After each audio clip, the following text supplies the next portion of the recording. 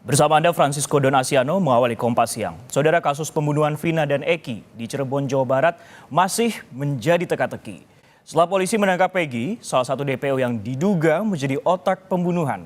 Kini orang tua Peggy menyebut polisi salah tangkap karena anaknya bekerja di Bandung bersama sang ayah saat pembunuhan terjadi pada 2016 silam.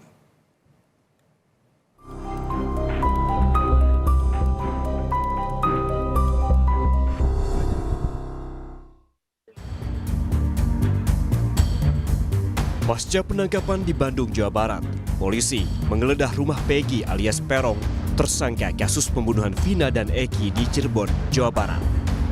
Polisi menggeledah Peggy yang diduga jadi otak pelaku pembunuhan Vina dan Eki.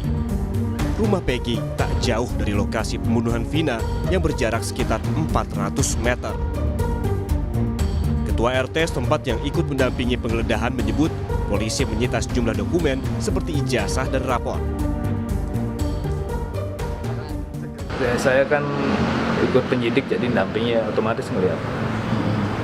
Apa aja yang memilih? Ya paling bukti yang menguatkan sosok pribadi Peggy aja mas. Raport ya? Model rapor, Terus kayak gitu terus. Kartu keluarga lah, model-model kayak gitu aja. kartu keluarga juga ya? Iya. Kemarin pas pada saat penggeledahan itu ada berapa orang di rumah? Ada 3 orang, Siapa aja itu? kakek neneknya sama bibinya. Namun, orang tua Peggy mengaku kecewa atas tindakan polisi yang telah menangkap anaknya dalam kasus pembunuhan Vina. Ia meyakini sang anak tak bersalah karena Peggy sedang bekerja di Bandung bersama bapak dan pamannya saat tragedi pembunuhan Vina dan Eki terjadi pada 2016 lalu. Sangat kecewa kepada pihak kepolisian. Itu kan yang di DPO namanya Egi, bukan Peggy. Kenapa yang ditangkap anak saya yang namanya Peggy Setiawan, sedangkan Peggy Setiawan tidak tahu kejadian itu. Tapi tetap bersikukuh polisi memutuskan Peggy yang melakukan kesalahan itu. Saya hanya yakin kalau anak saya itu tidak bersalah. Peggy juga berpesan kepada saya, Peggy kalau Peggy tidak ada umur sudah, Peggy tidak apa-apa, Peggy ikhlas. Peggy jadi tumbal orang yang berada. Peggy ikhlas mama kalau Peggy nggak ada umur, Peggy minta maaf. Itu cuma pesan Peggy, begitu aja. Ibu masih ingat pada saat 27 Agustus 2016 Peggy tidak ada di Cirebon? Iya, Peggy sedang bekerja di Bandung. Sudah berapa lama tinggal di Cirebon? Sudah 3 bulan dia bekerja di Bandung. Kerja sebagai Buruh bangunan bersama bapak dan pamannya. Di sisi lain, polisi bilang penangkapan tersangka pelaku pembunuhan Vina dan Eki yaitu Peggy Setiawan dilakukan sesuai prosedur. Kasat Reskrim Polres Cirebon Kota, Jawa Barat, AKP Anggi Eko Prasetyo menyampaikan saat penggeledahan dilakukan untuk mengambil sekaligus melengkapi data milik Peggy Setiawan.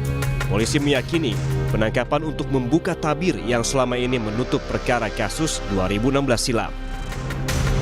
Ia yakin sosok Peggy yang ditangkap berada di balik kasus pembunuhan Vina dan Eki. Penangkapan ini membuka tabir dugaan adanya salah tangkap itu. Kami mohon doa daripada masyarakat banyak, tentunya dari pihak kepolisian bekerja sesuai dengan SOP, prosedur yang berlaku. Jadi kami sedang bekerja dan mohon doanya. Bisa dipastikan itu tidak salah tangkap? Insya Allah. Sementara itu, Kepala Desa Kepompongan, Wawan Setiawan, mengakui Peggy Setiawan tercatat dalam administrasi kependudukan.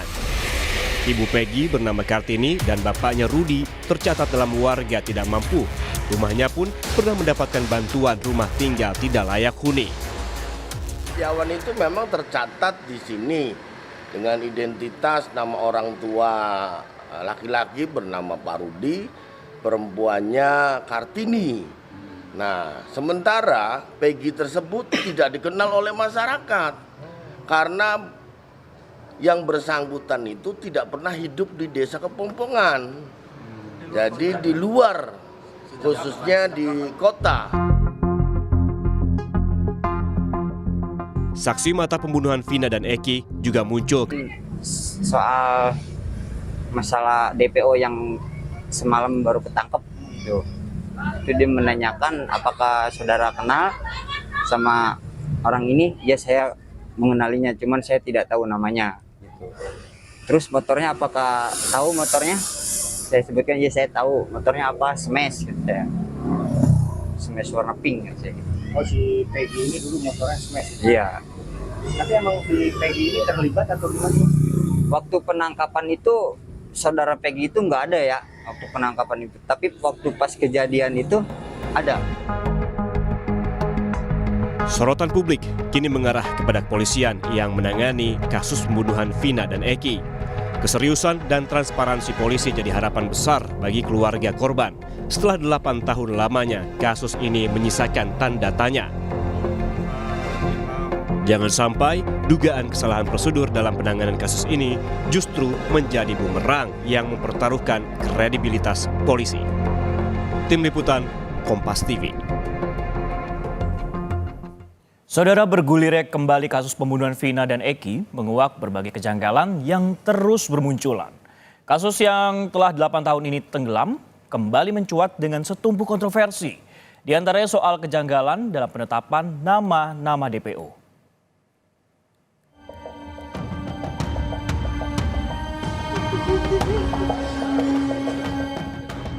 Sampai di Polresta, saya langsung dipukulin, suruh mengakui apa yang bukan saya lakukan.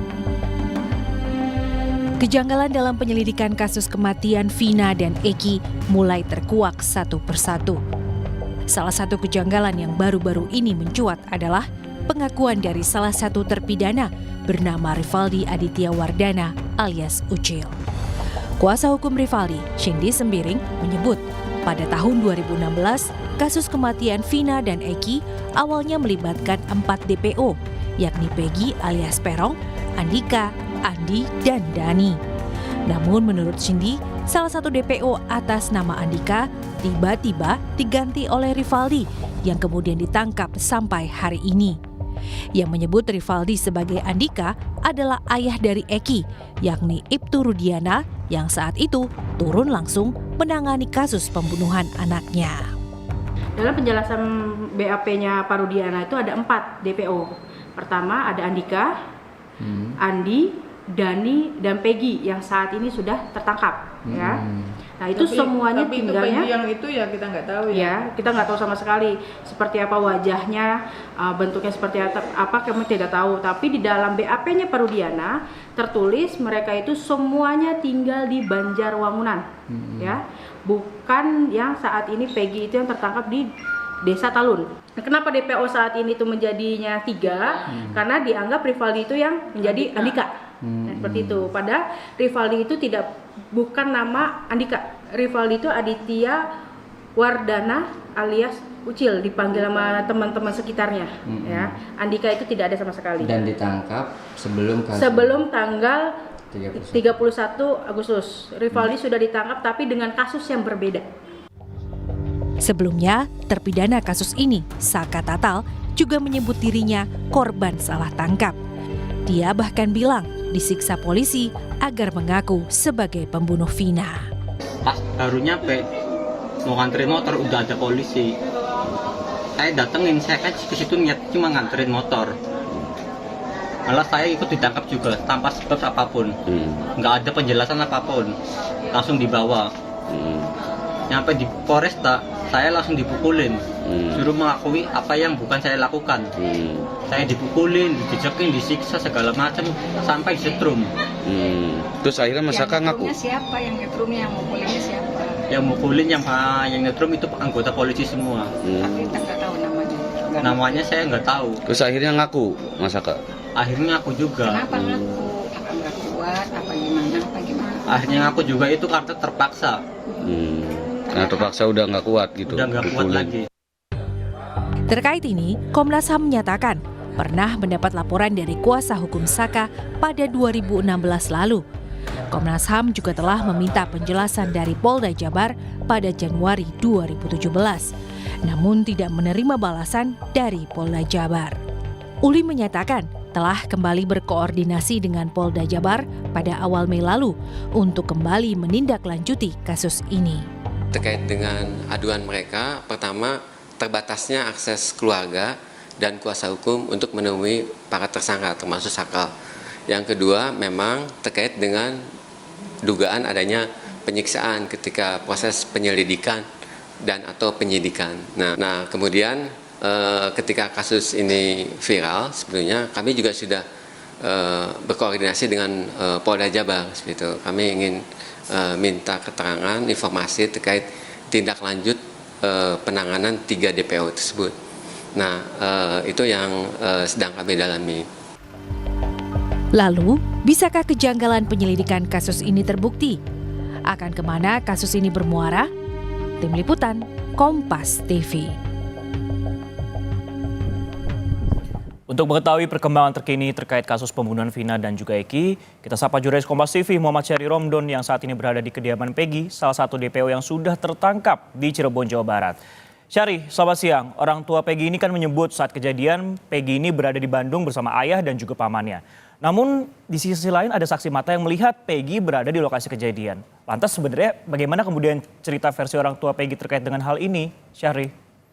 Ya, baik Francisco di studio. Selamat siang saudara. Sampai saat ini pihak orang tua masih tetap meyakinkan bahwa Peggy Setiawan yang telah ditangkap oleh Polda Jawa Barat tidak terlibat pada kasus pembunuhan Vina dan juga Eki. Ibu Peggy Kartini menyampaikan kepada kami bahwa pada saat itu dia atau Peggy sudah berangkat ke Bandung 3 bulan sebelum bulan Agustus, yakni sekitar bulan April atau bulan Mei. Pada kurun waktu 2 bulan itu mereka sudah berangkat ke Bandung bersama bapaknya dan juga pamannya untuk bekerja sebagai buruh bangunan. Dan tepat di malam kejadian tanggal 27 Agustus 2016, pada malam hari itu Peggy bersama paman dan juga bapaknya yang berada di Bandung. Sehingga akhirnya orang tua Peggy, utamanya ibunya Kartini, memastikan dan meyakinkan bahwa Peggy tidak terlibat akan kejadian tragis yang menimpa Vina dan juga Eki. Sisko. Baik, Syahri. Peggy kan kemudian sudah ditetapkan sebagai tersangka oleh pihak kepolisian. Bagaimana kemudian respon keluarga dan juga tetangga terkait dengan hal ini, Peggy? Syahri. Ya, untuk proses yang dilakukan oleh pihak keluarga terus berkoordinasi dengan kuasa hukum untuk melakukan tahapan berikutnya sambil menunggu perkembangan yang akan disampaikan oleh Polda Jawa Barat.